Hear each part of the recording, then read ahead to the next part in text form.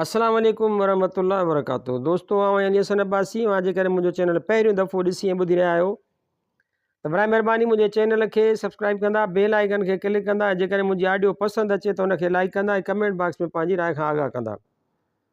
किताब जो नालो आहे लोक कहाणियूं जुल्द टियों, परियुनि, देवनि, जादूगरनि, ॾाइणियुनि ऐं नजुमुनि जूं ॻाल्हियूं। मुरतब डॉक्टर नबी बख्श खान बलोच, छपाईंदड़ सिंधी अदबी बोर्ड जाम शोरो सिंध, छापो 5 जनवरी 2014 ईस्वी। हीअ ॻाल्हि उत्तर तालके ॾोकिरीअ मां ग़ुलाम नबीअ खां मिली। कहाणी आहे गुलजंगी देव ऐं चौबोल राणी। कंहिं ज़माने में धूपाल नाले हिकिड़ो मशहूरु देव हूंदो हो, जंहिं पंहिंजे हयातीअ जा 1200 साल गुज़ारिया। ख़ुदा जी कुदरत सां खेसि औलाद कोन हो, जंहिं करे ॾाढो ग़मगीन रहंदो हो त मूंखां पोइ मुंहिंजी दौलत ऐं जादूअ जो केरु मालिक थींदो। नेठि उन इहे सौदाव में घुमंदो फिरंदो फ़क़ीरनि खां दुआऊं पिनंदो अची हिकिड़े चौवाटे ते कारा कपिड़ा करे ऐं ऊंधी मंझी करे वेही रहियो। धोपाल देव खे उन चौवाटे ते वेठे केतिरो वक़्तु गुज़री वियो ऐं केतिरा ई फ़क़ीरनि जा टोला पिया ईंदा वेंदा हुआ। नेठि हिकिड़ो नांगो अची उतां लंघियो, जंहिं धोपाल देव खां चौवाटे ते वेहण जो सबबु पुछियो। धोपाल देव नांगे खे चयो त नांगा, तूं बि ॿियनि फ़क़ीरनि वांगुरु पंहिंजी वाट वठी हलियो वञ, छो त मुंहिंजे दर्द जी दवा कंहिं वटि कान्हे। नेठि नांगे घणी वेड़ पीड़ बाद हिन खां सबबु पुछियो, जंहिं ते धोपाल देव चयो त नांगा, जेकॾहिं मुंहिंजे वेहण जो मक़सदु पुछी थो त अंजाम कर त तूं मुंहिंजो कमु कंदे। जंहिं ते नांगे हिन सां अंजाम कयो त कहिड़ो बि कमु हूंदो आउं ज़रूरु पूरो कंदुसि। नांगे जे अंजाम ते धोपाल देव हिन सां सॼी हक़ीक़त कई त मूंखे 1200 साल गुज़री चुका आहिनि। ख़ुदा जी महिरबानी सां दौलत ऐं जादूअ जी मूं वटि कमी कान्हे, पर जेकॾहिं कमी आहे त औलाद जी, जो मूंखां पोइ मुंहिंजी दौलत ऐं जादूअ जो वारिस थिए। तंहिं ते नांगे चयुसि त बसि इन लाइ घर घाट छॾे अची हिते वेठो आहीं, हाणे वञ, तोखे औलाद ज़रूरु थींदो। नांगे जी अहिड़ी तसलीअ ते धोपाल देव उथी खड़ो थियो। थोरनि घणनि ॾींहंनि बाद धोपाल देव जे घर उमेदवारी थी, जंहिं ते ई ॾाढो ख़ुशि थियो ऐं उन ॾींहं खां वठी इन ख़ैर ख़ैरात शुरू कयो। तव्हांजो ॾींहं अची पूरा थिया ऐं हिन खे हिकिड़ी न्याणी ॼाई, जंहिं ते बि हिन ॾाढा शादमाना कया ऐं कई ॾींहं राग ऐं नाच लॻा पिया हुआ ऐं क़िस्मे क़िस्मे ताम ऐं कलाम थियण लॻा। निंड घणी सोच वीचार बाद हिन पंहिंजी न्याणीअ जो नालो चौबोल रखियो। चौबोल शहज़ादीअ जे पालण लाइ केतिरियूं बानियूं मुक़ररु थियूं। वक़्तु गुज़रंदे वेर मई कान्हे, थोरनि घणनि ॾींहंनि गुज़रण बाद उहा हलण चलण जहिड़ी थी। नंढे हूंदे ई हिन जे हुस्न जी हाक हर हंधि पइजी वई। चौबोल शहज़ादी पंहिंजो मटि पाण हुई। धोपाल देव हिन जे रहण लाइ हिकु तिलस्मी शीश महल हिकिड़े वॾे तलाव जे तरे में ठहिरायो, जिते चौबोल खे हर शइ हाज़िर थी पई मिलंदी हुई ऐं हिन जी ख़िदमत चाकरीअ लाइ 70 परियूं मुक़ररु थियूं, जंहिं हिन सां रांदि रूंद करे दिलि विंदराईंदियूं हुयूं। चौबोल अॼु नंढी सुभां वॾी, नेठि अची जवान थी। हिन खे पंहिंजे पीउ धोपाल जो चवणु हो त हिन तलाव खां ॿाहिरि कॾहिं बि न निकिरज, छो जो हिन खे डपु थियो त मतां को ॿियो देव खणी वञे, पर हिन तलाव में कंहिंखे बि हिमत न हुई जो अंदरि वञी सघे। नेठि हिकिड़े ॾींहुं चौबोल जे अची दिलि थी त छो न ॿाहिरि निकिरी पसार कजे। उहो ख़्यालु करे उहे पंहिंजे 70 सहेलियुनि समेत ॿाहिरि निकिती। छा ॾिसे त मार कुदरत जो जहान ई हिते आहे। उन ॾींहं खां पोइ हर रोज़ु शाम जो 5 साहेड़ियुनि समेत मथे अची तलाव जे किनारे ते गुस्ल कंदी हुई ऐं कुझु किनारे ते सैर बि कंदी हुई। हिकिड़े ॾींहुं दस्तूर मूजिबि उहा जीअं तलाव में गुस्ल करण लाइ घिड़ी त ओचितो हिकिड़ो वॾो मकनू हाथी अची हिन जी चेल्हि में पंहिंजी शाही सूंड विझी पुठीअ ते खणी रमंदो रहियो, पर अहिड़ो तकिड़ो वियो जो हिन जे रही बि ॾिसण में कान आई। चौबोल जे खॼी वञण ते संदसि साहेड़ियुनि खे अची डपु वरितो त इजो थी धोपाल देव खे ख़बर पवे, उते ख़्यालु कयऊं त हलो त बरमोह करे हलूं, न त धोपाल जहिड़ो कोन छॾींदो। ईअं चई हिननि सभिनी खणी बरमोह कयो। धोपाल देव पंहिंजी धीउ खे ॾिसण लाइ जुमे जुमे ॾींहुं ईंदो हो। चौबोल जे खजी वञण बाद ॿिए ॾींहुं जुमो हो। धोपाल दस्तूर मुताबिक़ उते आयो त छा ॾिसे त कारिया वारा कख लॻा पिया आहिनि। हीउ मुंहुं मथो पिटींदो ॿाहिरि अची मैदान ते बीठो ऐं वॾे आवाज़ सां रड़ियूं करणु लॻो, जंहिं ते हज़ारे देव परियूं जिन भूत अची कठा थिया। धोपाल हर हिक खे चौबोल जे खजी वञण जो ॿुधायो, लेकिन कंहिं बि ईअं कोन चयो त असांखे ख़बर आहे। धोपाल कावड़ में भरिजी सभिनी भूतनि खे चयो त ख़बरदार, हिकदमि मुंहिंजी धीउ मुंहिंजे हवाले करियो, न त सॼो नंगर थो नास करियां। उते कन देवनि ॿाहिरि निकिरी अर्ज़ु कयो त साईं, अव्हां ख़ातिरी करियो, असीं हर तरह कोशिशि करे अव्हांखे पंहिंजी धीउ मिलाईंदासीं। आख़िर असां देवनि खां केरु लिकाईंदो ऐं अव्हांजी धीउ केॾांहुं वेंदी। ईअं चई सभई देव जिन भूत ऐं परियूं कावड़ में बाहि थी उॾामण लॻा ऐं सॼे आसमान में पखिड़िजी विया। हिननि सालनि जा साल कोशिशि कई पर पतो कोन पियो। आख़िर अची धोपाल खे पंहिंजी नाकामयाबी जी ख़बर ॿुधायऊं, जंहिं ते धोपाल गुस्से में अची सभिनी देवनि परियुनि जिन्हनि ऐं भूतनि खे जादू हणी पिंड पहण करे छॾियो।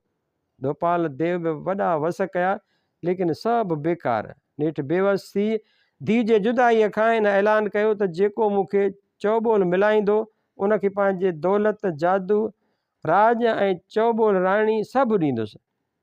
उन ऐलान खे कुझु वक़्तु गुज़रियो त ॿ देव गुलजंगी ऐं ॿियो गुल खैरो अची हिन वटि हाज़िर थिया।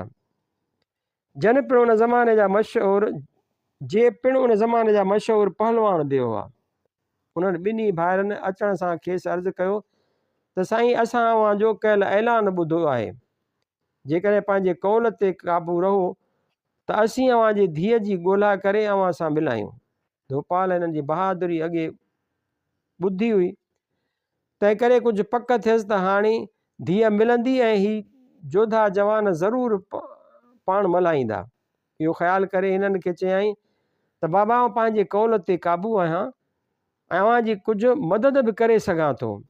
ईअं चई हिन हिकदमि ॿ तिलस्मी घोड़ा हिननि जे हवाले कया ऐं चयो त ही घोड़ा हिक ई ॾींहं में अव्हांखे सॼी दुनिया जो सैर कराईंदा।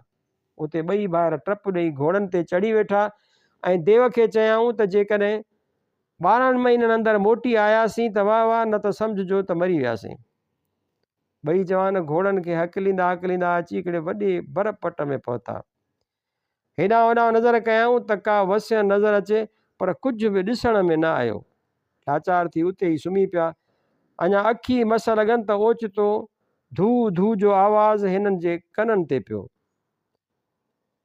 हे ॿई ॼणा यकदमि तरारियूं कढी बीह रहिया।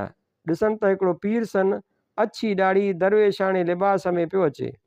ही ॿई ॼणा यकदमि वधी अची हुन दरवेश जे पेरनि ते किरी पिया त ख़ुदा जे वास्ते असांखे दग लाए। फ़क़ीर हिननि खां पुछियो त बचा, अव्हीं हिन रिण पट में कीअं आया आहियो?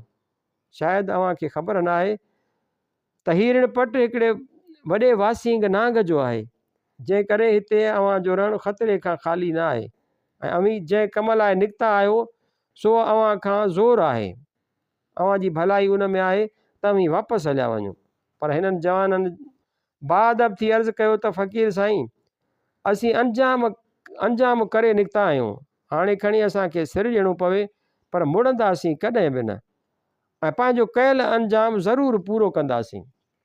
दरवेश ॾिठो त ही जवान अणटर आहिनि ऐं मुड़ंदा कोन, तंहिं करे हिननि जी कुझु मदद करणु घुरिजे।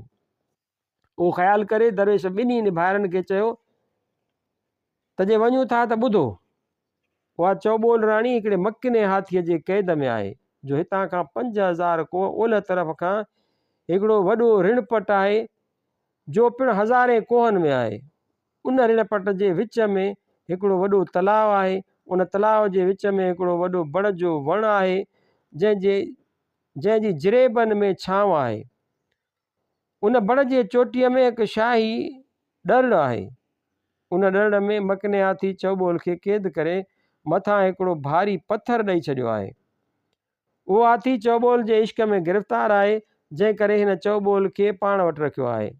पर हिकिड़ी ॻाल्हि यादि रखो त उहो मुल्क उन मकिने जे कब्ज़े में आहे ऐं उतां जा समूरा जानवर उन हाथीअ जो राज आहिनि। जंहिं करे मतां अव्हां ते को हमिलो कनि। उन लाइ ही 3 ठिकरियूं अथव जे अव्हां खे मुश्किल में कमु ईंदियूं।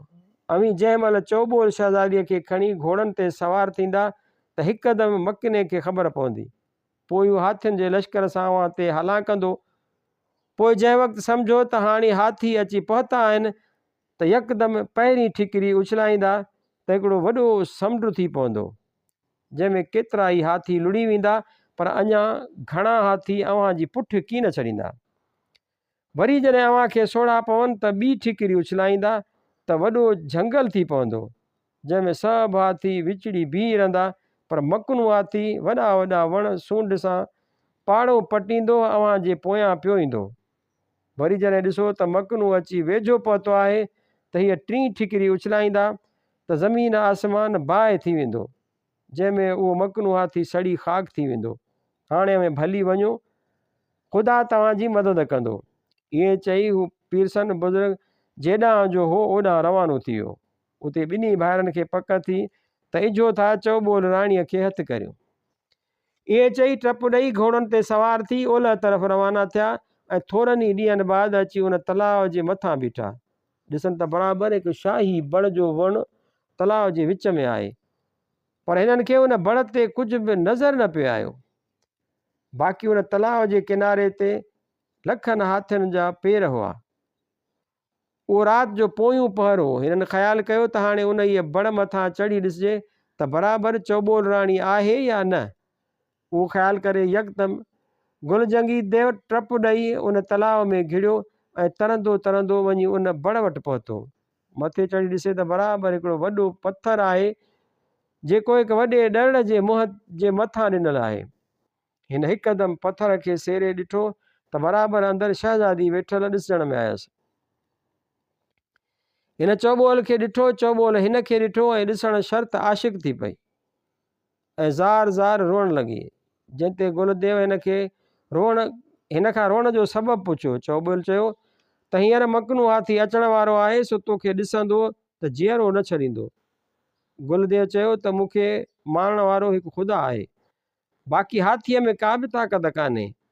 तूं को बि फ़िकिर न कर, असांखे तुंहिंजे पीउ धोपाल देव मोकिलियो आहे। उते चौबोल राणी वरी अची ज़ार ज़ार रुनी ऐं गुलजंगी देव खेसि दिलदारी ॾेई पुछियो त मकनू हींअर किथे आहे। चौबोल चयो त मकनू ॾींहं जो सॼो वक़्तु मूं वटि हूंदो आहे ऐं राति जो पंहिंजा फ़ैसिला वग़ैरह करणु वेंदो आहे। हाणे मकने जे अचण जो वक़्तु आहे, तूं वञ, वरी राति जो अचिजांइ त वधीक अहवालु कंदासीं। ईअं चई चौबोल अंदरि ॾड़ में लही वई ऐं गुलजंगी देव हिन जे मथां साॻियो पथर ॾेई पाण पथर तां लही तलाउ मां तरी अची भाउ सां मिलियो। उते ओचितो कीअं थी, जंहिंमां हिननि सम्झो त मकनू हाथी अचे पियो। तंहिं करे तरी कुझु पासो कजे। उहो ख़्यालु करे परियां झंगल में वञी लिका। एतिरे में हिकिड़ो वॾो हाथी रहीअ सां ज़मीन आसमान हिकु कंदो अची तलाउ में घिड़ियो ऐं उन बण जे हेठां बि पंहिंजी वॾी सूंड सां उहो पथर लाहे चौबोल खे सूंड में खणी तलाउ खां ॿाहिरि निकिरी किनारे ते पंहिंजे सीने ते चौबोल खे रखी संदसि अॻियां क़िस्मे क़िस्मे मेवा रखिया ऐं दस्तूर मुताबिक़ ॾींहुं गुज़ारे वरी चौबोल खे सूंड सां खणी उन ॾड़ में विझी मथां पथर ॾेई हलियो वियो। उते सिज बि लही वियो। जंगी ऐं ख़ैरी देवनि ख़्यालु कयो त चौबोल खे खणण जो वझ आहे। ईअं चई गुलजंगी देव तलाउ में घिड़ियो, बण ते चढ़ी वञी चौबोल खे कढियो ऐं कुल्हनि ते खणी अची किनारे ते रसियो। पोइ यकदमि घोड़नि ते सवार थी रवाना थिया। अञा हिननि थोरो पंधु मस कयो त ओचितो चओ तरफ़ रड़ियूं थियण लॻियूं। परियां ॾिसनि त मकनू पंहिंजे हाथियुनि जे लश्कर सां टुटो अचे। हाणे गुलजंगी ऐं चौबोल अॻिए घोड़े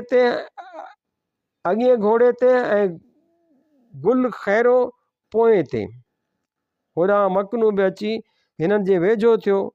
गुल खैरे पहिरीं ठिकरी उछली त वॾो समुंड थी पियो, जंहिंमें केतिरा ई हाथी लुड़ी विया, पर अञा गपल हाथी साण कयो मकनू काहींदो आयो।